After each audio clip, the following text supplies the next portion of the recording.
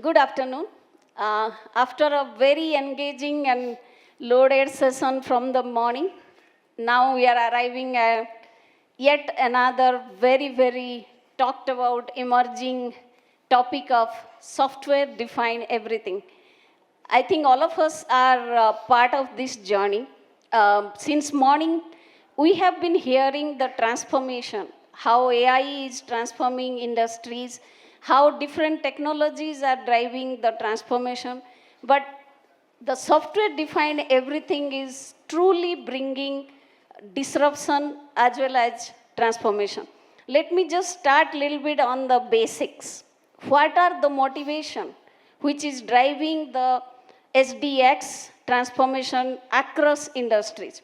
So the key motivations are today the cost drivers, the whole cost of the product and cost at a user-centric, feature-driven product.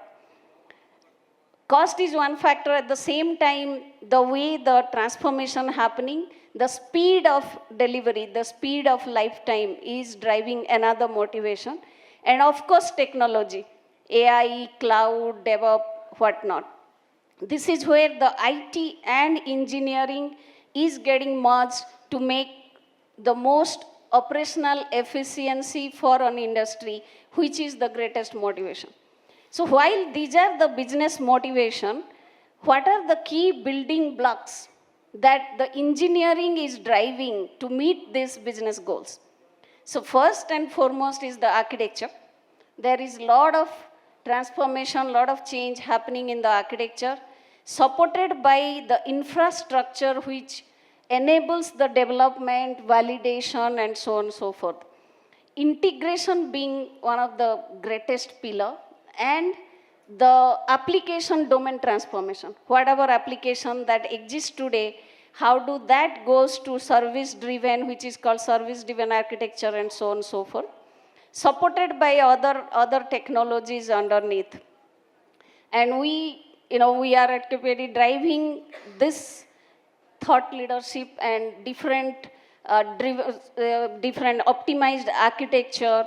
Also, what we see, the key challenges in the SDX journey, one of the most challenge is the complexity it is bringing to the software world, the merger to the software hardware, and validation.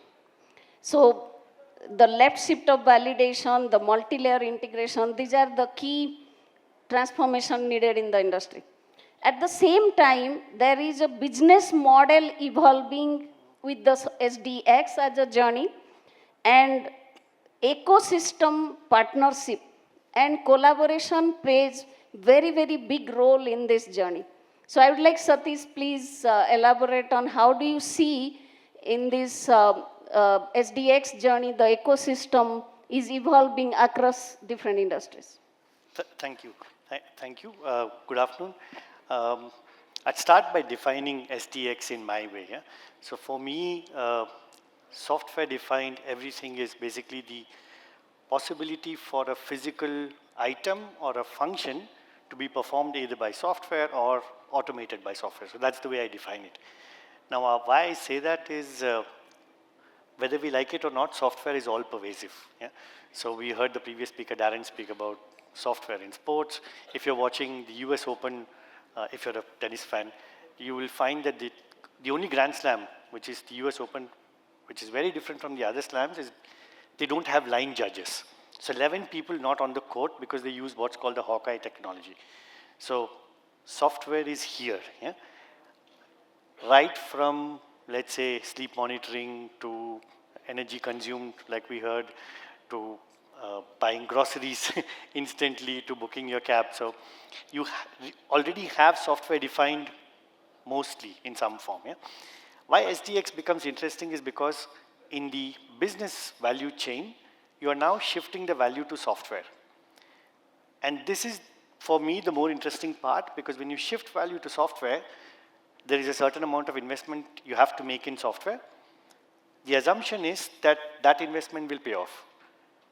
And I think the diversity lies in what kind of organization you are in and what domain you are in. Yeah? So for a typical IT company, or all of us here from the technology domain, disruption is one technology changing to another. We are used to it. But look at it for a grocery store. Yeah? For them, a software-defined means not just moving to an app, but to make sure that I have my inventory available on the app the whole time. So the infrastructural ecosystem changes completely for them. The question is, do you make this investment to survive, or do you make this investment to win? Yeah? And I think the answer depends on what industry you are in and how big a brand you are. This value shift to software unfortunately leads to, I say unfortunately because in my head there are two challenges. The first is some form of an identity crisis. And I'll explain it with an example a little later, but in the software-defined everything ecosystem, you cannot really differentiate between a technology provider, a service provider, at least in the automotive industry. The question is, who should write the software? The OEM, the tier one, companies like us, who makes the money? And most importantly, who pays for this investment? Yeah? And that's, I think, a interesting question in my head. The second thing with regards to software-defined everything for me is the collaboration aspect that you spoke about. I'll try and explain it with an example. So about 6 weeks ago, we were in Delhi for a commercial vehicle conclave. It was enabled by the Ministry of Heavy Industries. The background is that the Ministry of Road Transport has said air conditioning in commercial vehicles in India is mandatory from October 2025. Now, that would get people like me at least excited, because there is an assumption that the ancillary industry will be able to sell air conditioning parts. There's a certain amount of electronics, therefore software involved. Maybe there's a network architecture upgrade. You start doing software-defined commercial vehicles. But the interesting part is the commercial vehicle manufacturers weren't excited. Why? Because they are now asking the question, who will buy the same truck with an air conditioning with about, I'm just putting a number on the table, 5 lakhs more? Because the truck manufacturer's customer happens to be a fleet operator. The fleet operator's biggest customer base is a logistics company. And why does it matter to all of us? Because if the cost of the commercial vehicle goes up, the fleet operator obviously will rent it out or lease it out at a higher cost. The objects or the apparel that you and me order, let's say, which is coming from Delhi to Bangalore, will now be costing 50 rupees more for that delivery. And this is the commercial logic which is unfortunately somehow not fully understood. So when we talk about the shift in value to software, unfortunately the industry has not yet figured out a commercial logic to make sure that there is business value to it. And at the end of the day, people like you and me probably will not want to pay a couple of lakhs more for a software-defined car. We want the features, but we want it for free. And there are no freebies, right? So I think it's a very interesting conundrum. All I want to say is the tech is available. I think this room probably represents the fact that we can definitely bring in the tech. Software-defined everything is something that we can definitely do. We now need to translate that software value to business value and make sure that people end up buying the products and not start negotiating on why should I pay more just because it's become software defined. So I think we are at a very interesting point.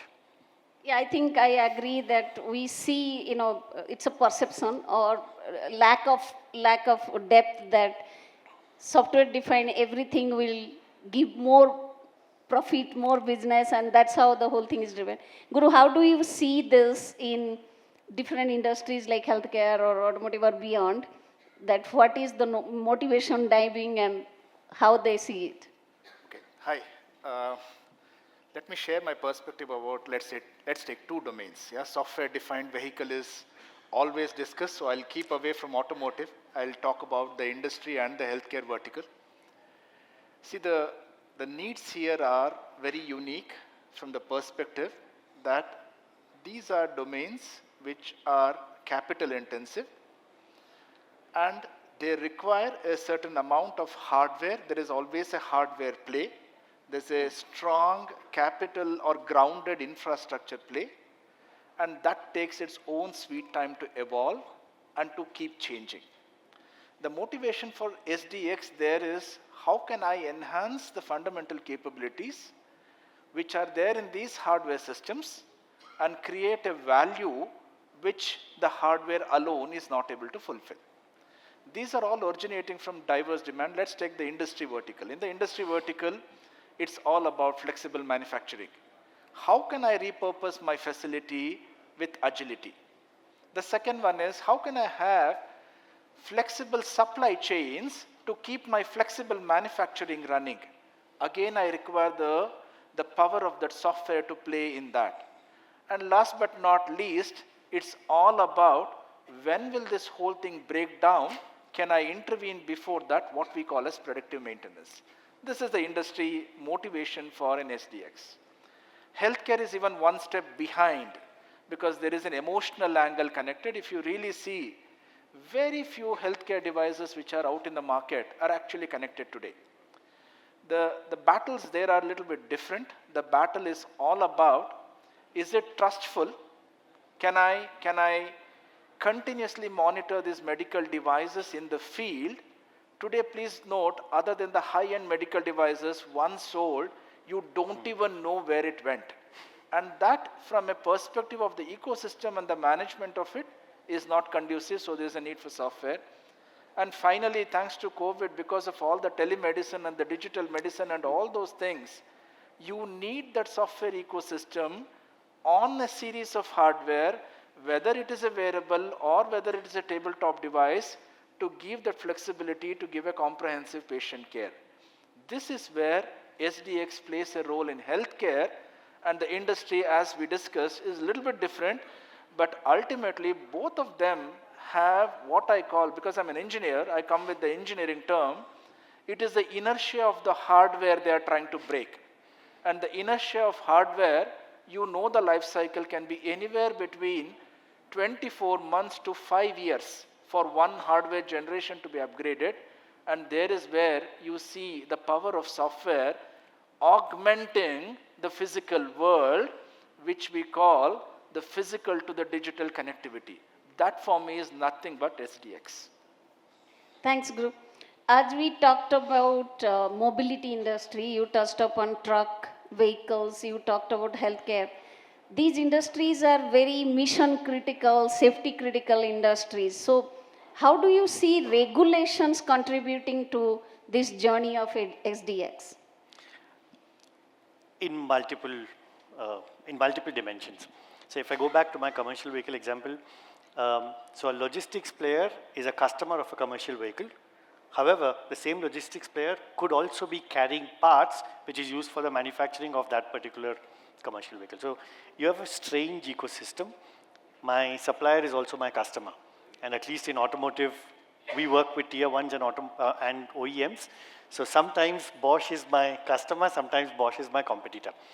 And why this is interesting is you need some form of governance to it. So that's the first part on the business aspect. The second part is if you look at automotive as an industry now, and like you rightly said, it's mission critical. So if you have a faulty software on the phone, it's irritating. If you have a faulty software on the car, you can die. So that's the minor difference, right?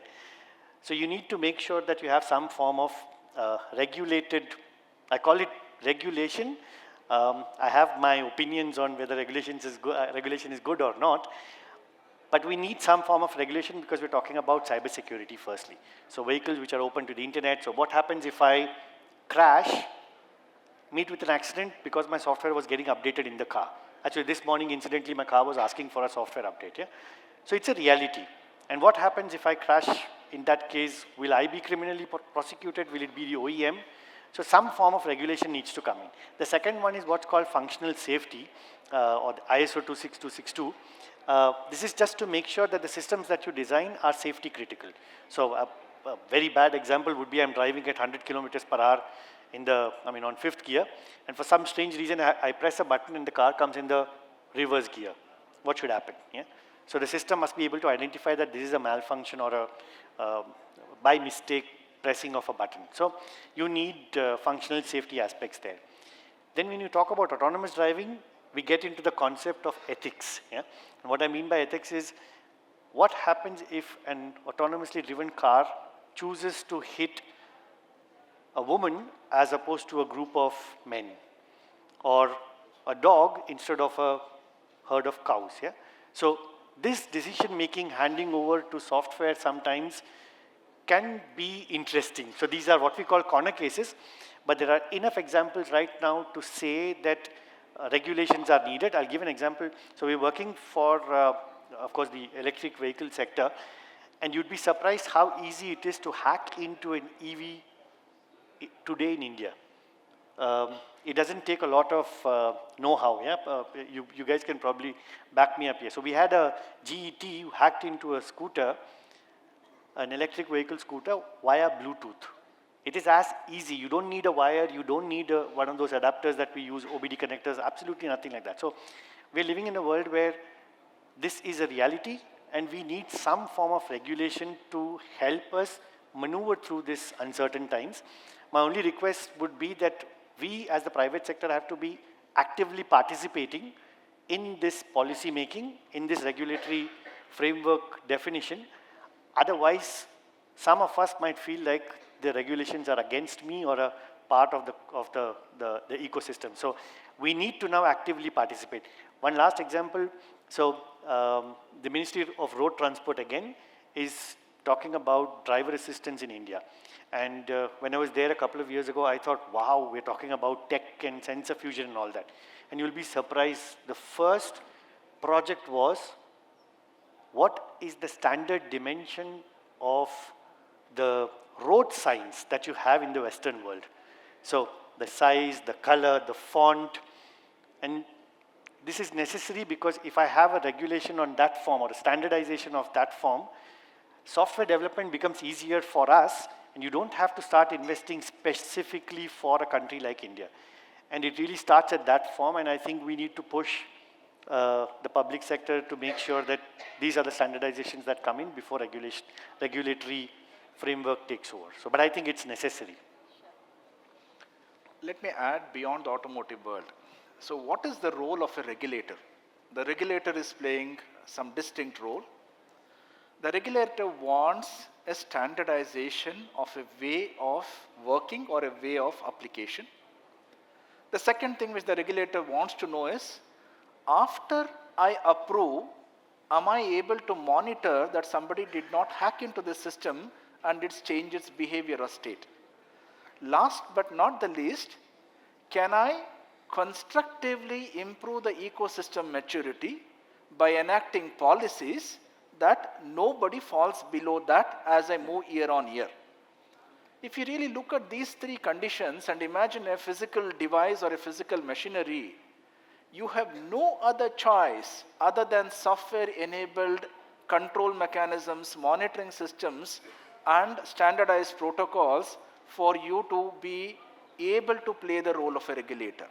So this is very, very important that the regulator today cannot really intervene in a machine which does not talk.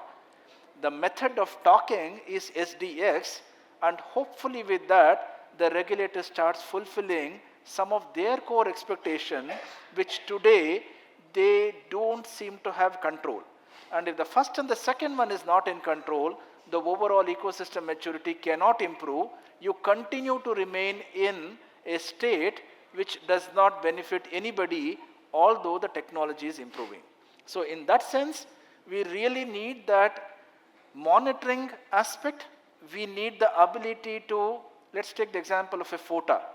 I need to intervene on the field with the FOTA update in the event I detect somebody has tampered with the system.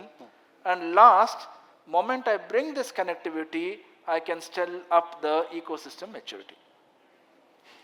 Sure. Now let's come back to the technology, how it's driving SDX. As I see, the key driving factor is the platform approach, which drives scalability, upgradability, highest reusability, and that really is the benefit what brings us SDX to be, I would say, long lasting, and also, as you touched upon, Guru, that hardware software disaggregation, right? I'm not just locked with the hardware, and if I need to change any small software, I need to start from the beginning. So that's one of the key technology which is driving SDX with very short time, please, both of you add how you see what are the different technology factor. You know, we have heard a lot AI, a lot of, the software, cloud, how those things are playing a role. Let me take this. From a technology standpoint, all these things are not novel. They were already known to the world even 10 years ago. I did not have the tool through which I could implement. Let's take some of the tools. I want responsive systems. I don't have 5G, no go. I need the responsiveness on the go. The next thing, there are two nodes. You saw the whole thing of cloudification. Of course, I need cloudification. I need as much as data to be centralized. The emergence of edge intelligence to decouple unwanted, what we call network latency and processing cross communication is enabled by edge intelligence. So near sensor, edge intelligence, processed information in the cloud, connected with a 5G in between, and this overall ecosystem, we call it Internet of Medical Things, of Internet of Industrial Things, or whatever. These technologies are really now available, and using them, this topic can now cross the realm of the theoretical possibilities into a practical application. So in terms of technology, if I have to enumerate 5G, edge intelligence, the cloudified world, and the whole world of connected things. These are key to make SDX. Otherwise, the software just becomes a piece of software which does not mediate in the whole value chain. It needs to mediate the sensor, the software, and then deliver the service. For that, I need this bandwidth and the ecosystem. That would be my take. Thank you. Just about said everything. Just add two more things outside of automotive, or at least what happens inside the vehicle. I think software-defined networking. I think that's an interesting thing for me. And software-defined infrastructure. I think that's a very interesting phenomena. So you can argue, for example, we went from the phase of having a physical router to a virtual software router to figuring out, no, maybe that is not good enough, going back to a physical router. And Google, for example, is working on systems of their own. So I think software-defined infrastructure is one of the things that I'm looking out for, because that will completely disrupt the way physical infrastructure today, the way we have set up databases and virtual servers are, that will be disrupted completely. So for me, these are the two things that I'm specifically looking at. If I can make a joke, AI, yeah, so no conversation is complete without AI. So I'm talking about my organization now, so this is not to offend anybody in the audience here.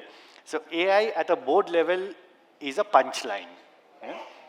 AI at middle management is complete confusion. And AI at an engineer level is a reality. Yeah? So we have to figure out a way how these three, let's call it generations, come together. Yeah?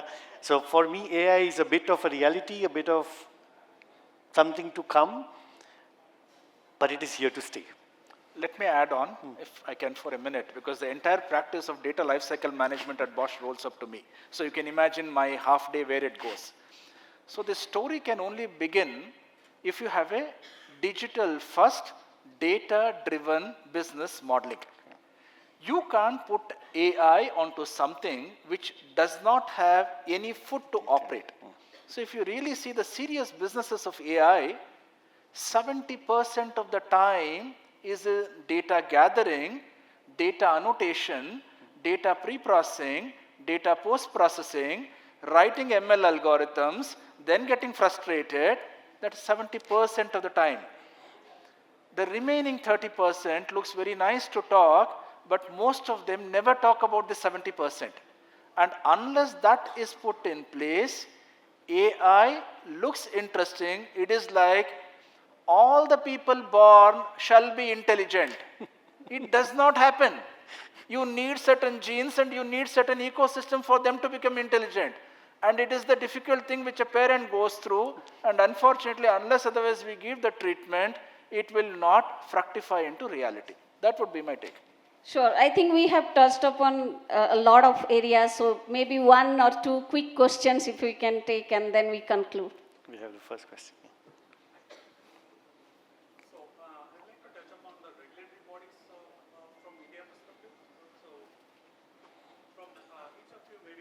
let it be automotive or healthcare, how India's regulatory bodies are kind of agile enough to adapt all these developments, and how are they supportive enough to incorporate all these things into the industry? Okay.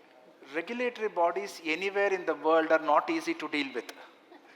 And when you have the regulatory body which is also dramatically changing, let us take the CIDESCO implementation in India. If you are in the medical devices industry, you really learn with them how to make it happen. So they have a bigger purpose, but the practical thing, like Satish said, it's unfortunately the engineers' world to sort it out, and sometimes it is as well very difficult. But long story short, India is catching up. Do not underestimate the regulatory expectations now, and the rate at which the change is coming, maybe even the Western world did not plunge that much at that faster rate. If I can just add, so see, we went from Bharat stage 4 to 6 in one shot. Yeah, it disrupted the automotive industry in some form. For somebody, a layman like me, oh, carbon footprint is reduced, great, brilliant, let's do more of it. So we need to have a balance. I can tell you this much with my dealings with some of the ministries who are working on regulations. There is a lot of intent, good intent.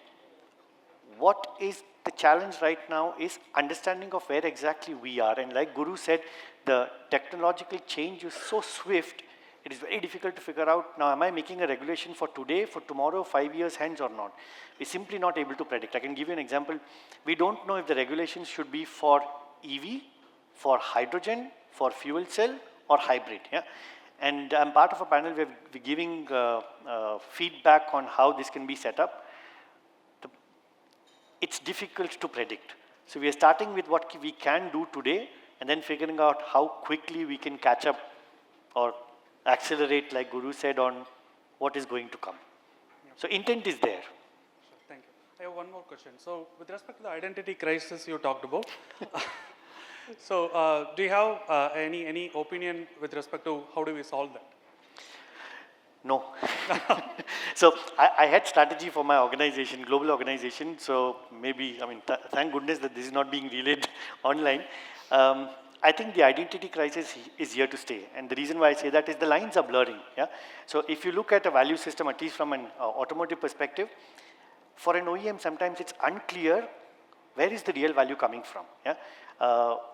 And you have to also understand that the automotive industry right now is in a big crisis. So for example, Volkswagen announced 24 hours ago that they want to shut down plants in Germany. Never heard of before. So there is a real crisis because people are not buying enough cars at a certain price point, and that is not translating into trying to find out who are the different players who are trying to bring in value. I just want to make one statement. I know time's up. So today, if you've read the Times of India, at least in Bangalore, the tech part, so there was a comparison between GCC and IT service providers. Yeah, I just want to state that the identity crisis is here to stay, but we have place both for the GCCs and for the IT services player. We need to come back to the first question, Manaswini, you asked, how do we collaborate? We need to keep in mind that the challenges are beyond what we see within this room or within this ecosystem. We need to figure out what to do on a larger scale. So that is here to stay. Yeah, thanks. I think we are a little over time, already pressured on. So I'll just conclude. It is the way to go. It's part of our life. It has a lot of benefits as a user, as well as the provider of the products and solutions. What it needs is regulations or technology elsewhere. How do we contribute? Innovation, the right usage of technology, user centricity. So the contribution from all of us across industries is very critical to make it a real success. There is a lot of value, but how we do it is the real game. Thank you. Thanks. For more content on tech and leadership, subscribe to nasscom YouTube channel and press the bell icon to never miss an update.